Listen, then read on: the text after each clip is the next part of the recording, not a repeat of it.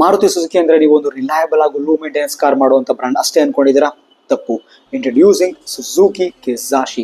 So ಇದು ಇಂಡಿಯಾದಲ್ಲಿ launch ಆಗೋದು 2011 ಫೆಬ್ರವರಿಲಿ with price tag of 16.5 lakhs ಇಂದ 17.5 lakhs ವರೆಗೂ. ಅಂಡ್ ಇದರಲ್ಲಿ ಇದು 2.4 litre petrol engine producing 178 horse power ಹಾಗೂ 230 Nm of torque with 6 speed manual ಅಥವಾ CVT ಗೇರ್ ಬಾಕ್ಸ್.